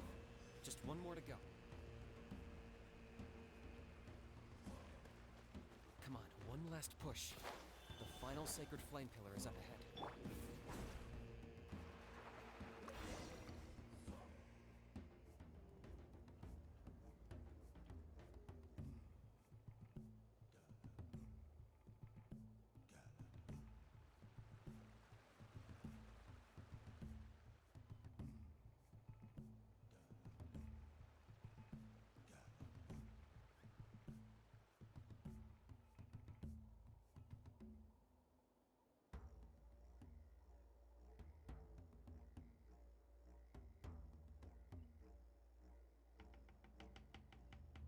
Great. All the pillars are alight. Next, it's down into the canyon and head for the Mountain King's cave.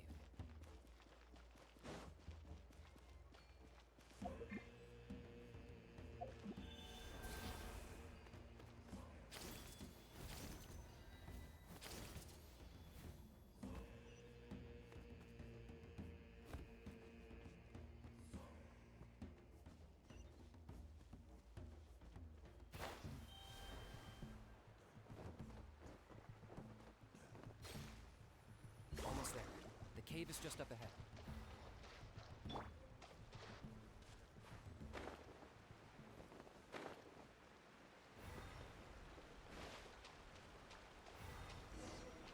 Abyss presence is growing strong. We should deal with the contamination first.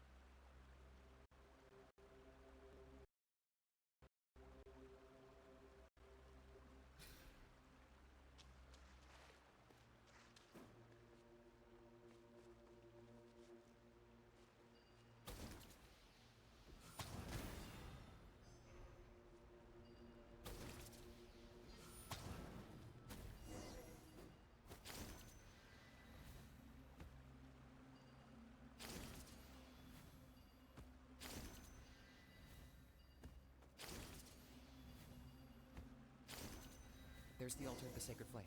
Remember, light up the torches around it first.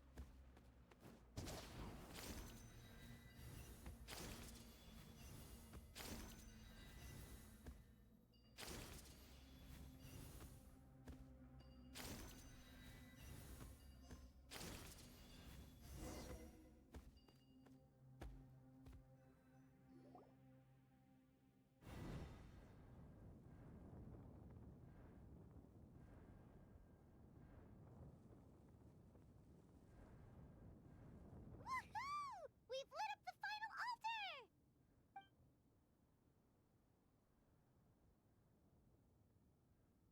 That's the Mountain King up ahead, right? That's him. Kangamato, king of the Yumkasaurs from 500 years ago. He's very powerful. Paimon can tell. He is huge. Let's tread carefully. We don't want to wake him up.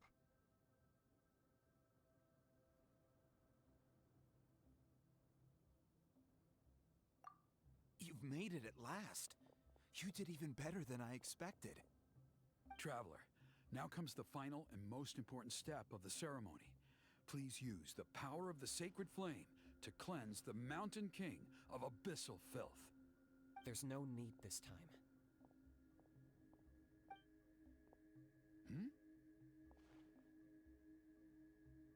Such strong abyssal power. What is that thing? Kinich, what is the meaning of this?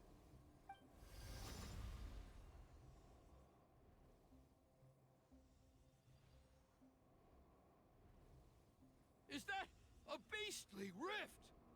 Chief Wyna, Elder Trinidad, this is about to get a little dangerous. You should step back. What do you think you're doing? Solving the Mountain King issue. You mean by having him torn to pieces by rift hounds?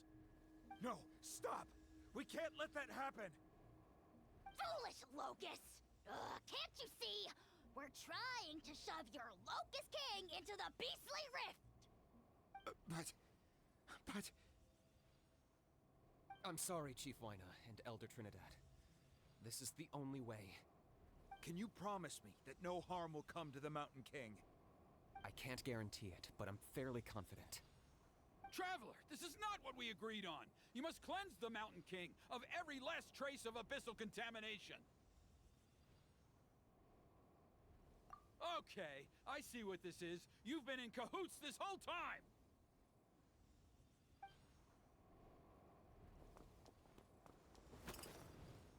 Damn it, Traveler couldn't even stop. Are you serious? You imbecile! What have you done? Oh no! The device is destroyed! That's very fresh. You right? forced my hand. I had no choice. Elder Trinidad? What are you doing?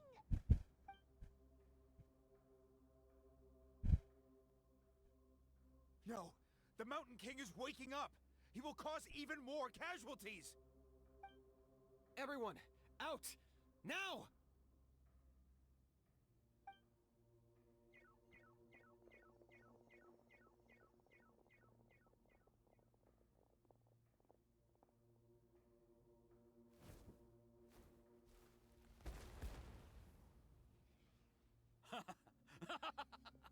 Well, it seems there is only one way to awaken you all from your willful blindness. More sacrifices must be made.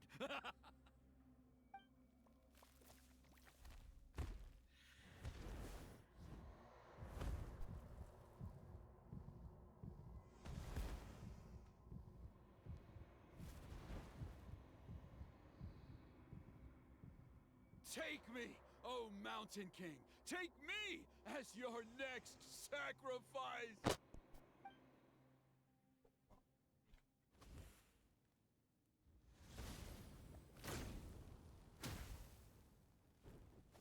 I guess that's death. Genshin. Everyone's still outside. We have to keep the Mountain King here. Give me a hand.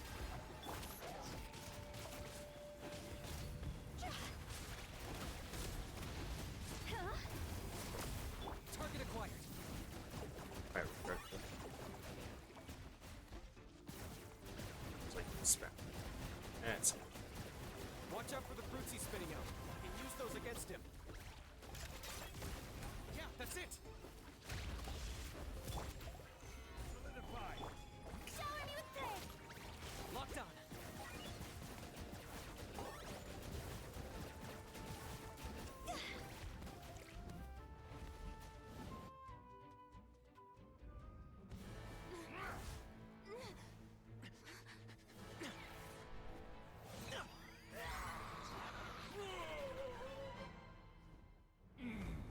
Roshichi.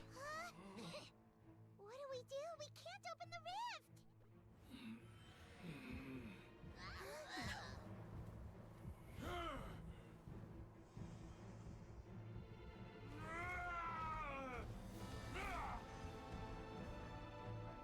Kill me! Put an end to White's shame!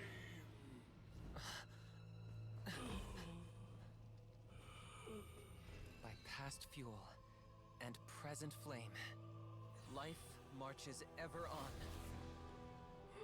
Oh, Burkina, I must atone.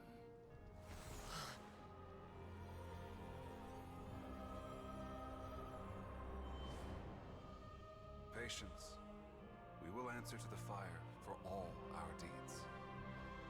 Even if one day I fall behind, never look back. Keep moving forward, as we are now.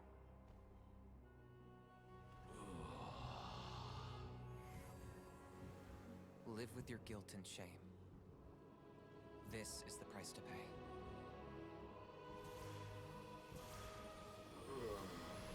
Heir to the Turnfire, please use my ruined vessel to train the heroes of the future.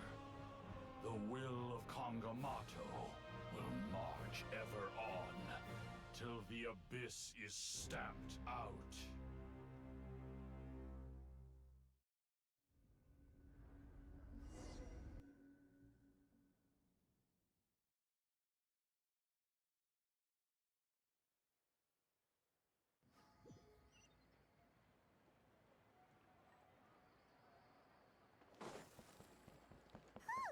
Pretty eventful day yesterday, huh? Paimon wonders how things are doing now. Let's go ask the chief. Traveler, you've come at just the right time. I have some good news for you. Trinidad's condition is stabilized. He suffered burns on much of his body, but we believe he'll survive. Guess that's the best news we could hope for. Paimon has to ask, is everyone in your tribe such a risk-taker? First Canopy, then Elder Trinidad? Is this the Scions of the Canopy's adventurous spirit in action? We're simply not afraid to charge ahead into the unknown.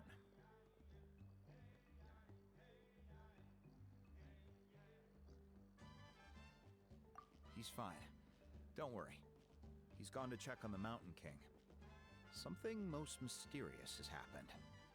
After the incident yesterday, a transparent shell is formed around the Mountain King's body. We don't understand the mechanism behind it, but the shell appears to insulate him against the influence of abyssal power. It is somewhat akin to a scab, in that it stops the abyssal energy within him from bleeding out, while also preventing further abyssal energy from seeping in and infecting him. We've never seen anything like it. The tribe's most senior elders believe it was caused when he was burned by the sacred flame, similar to the way burned wood becomes charcoal. I think their theory makes sense. After all, we've never thrown the Mountain King directly into the sacred flame before. Wow. So it's made a barrier against abyssal energy? That's a good thing, right? It's practically a miracle from what we've seen of it so far. It means that the Mountain King's level of abyssal energy is now stable. No longer will we need to perform an annual cleansing ceremony. Wow. That's amazing!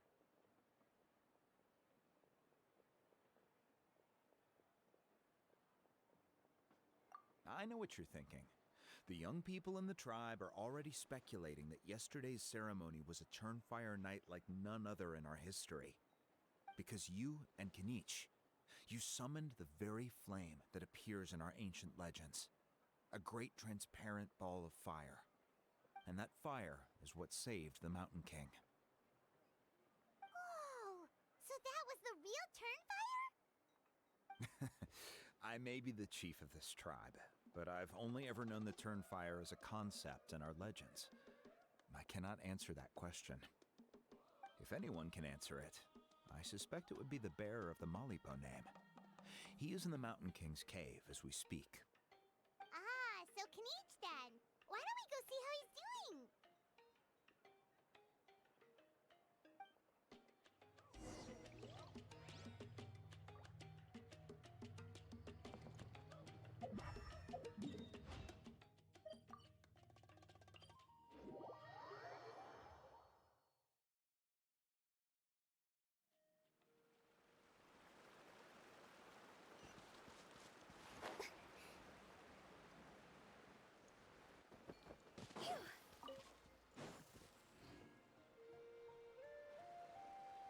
Hey, Kanich! Hey yourselves. You two doing okay after yesterday? We were gonna ask you the same question. You scared Paimon half to death when you rushed into the fire. Sorry, I couldn't just stand and watch the Mountain King get burned alive. So you thought you'd try and extinguish the sacred flame with Dendro? Or is that an attempt to make the almighty Dragon Lord Kahulahow die of laughter? The sacred flame only possesses a fraction of the Pyro Archon's power. It's not as if I was fighting the Pyro Archon herself. Kanich, when you went into the flames, were you intending to, Intending to what? do the same thing as Burkina? Sacrifice myself? Of course not. My focus was on keeping the Mountain King alive, not on what it would cost. But now I'm curious. What made you think I was going to sacrifice myself? Well, because everyone's saying the Turnfire is what saved the king last night. And Ponche's theory was that summoning the Turnfire is a tit-for-tat exchange, right? So, Paimon thought you decided to pay for it with your life. So you've heard that rumor too. I'm afraid I can't say for sure. What happened yesterday was a first for me too. Well, even if you don't know, there's probably no one in the world who does. What I would say is, if that really was the power of the Turnfire, I'd sooner believe that the Mountain King summoned it himself. The Mountain King? Then, what price did he pay? The core meaning of price is not atonement or compensation, but what you're willing to give up in order to obtain what you want. It's easy to die for your sins. Much harder to live with the guilt and keep on going. In the end, the Mountain King chose the latter option. For Burkina and for the tribe. That's the price he paid. Alright, so how is the Mountain King doing now? Health-wise, there's nothing to worry about. He'll enter a fighting stance whenever we set foot in his territory. But his attacks are gentler now and not as crazed as before. Like he said yesterday, he just intends to be a sparring partner for people to practice with.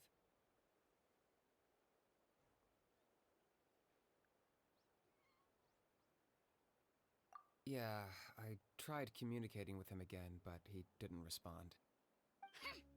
We dare say that Locust King has well and truly lost its mind.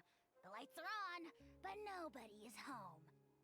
Its body remains fighting fit thanks to the perverse power of the Abyss, but time has been less kind to its soul. It was ground to a pulp long ago. But we saw him come back to his senses yesterday. That was merely one last burst of brain activity before it croaked. As you humans would say, it went out with a bang. Oh, come on! Stop being such a doomer. Paimon bets the Mountain King has finally let go of the tragedies of the past now, and is focusing on moving forward. That's why he doesn't have time to chat with us. He's too busy thinking about the future. Well, at least it means my fellow tribespeople can move forward now, too. Thank you for your help, Traveler. I owe you one.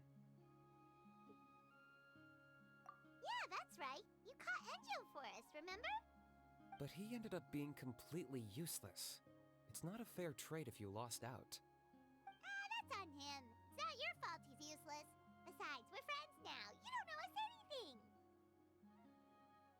Friends? But your friendship is an even more valuable gift. I can't in good conscience accept it for free. So promise me, if you need anything in the future, you'll come to me. For you, I'll do anything.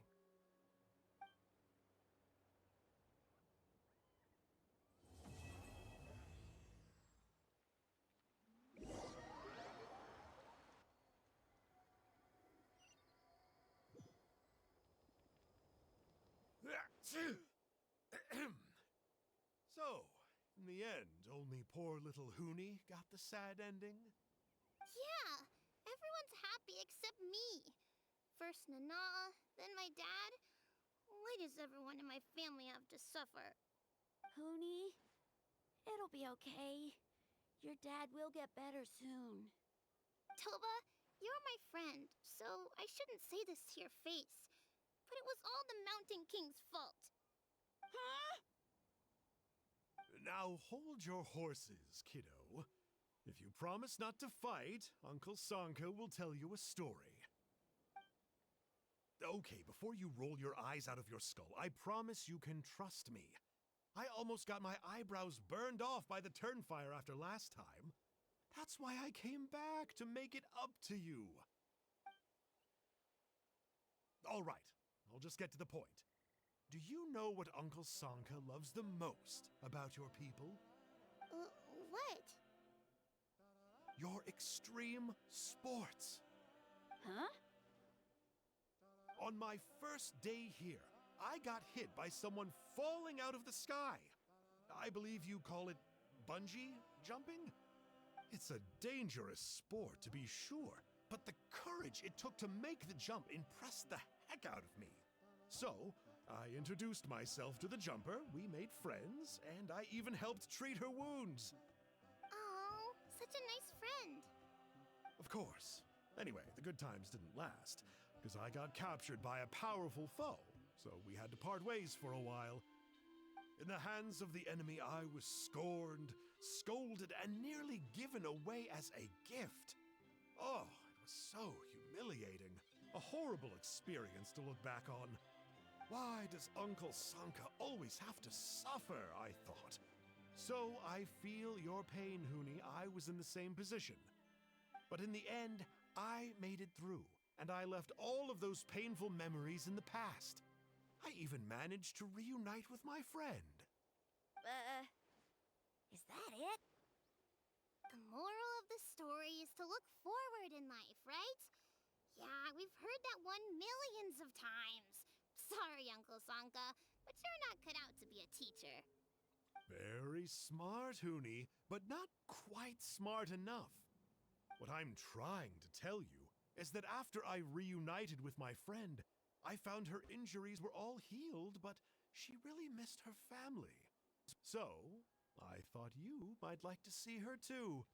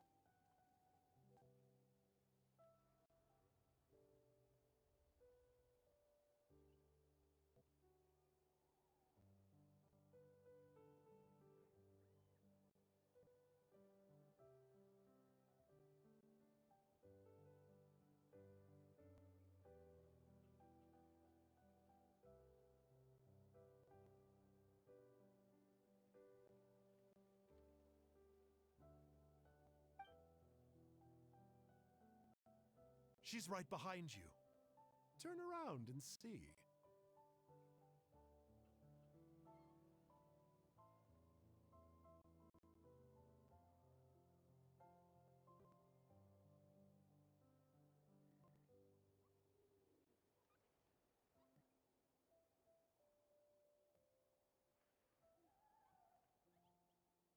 Another trick about not turning back? I'm not falling for that one again. Huh?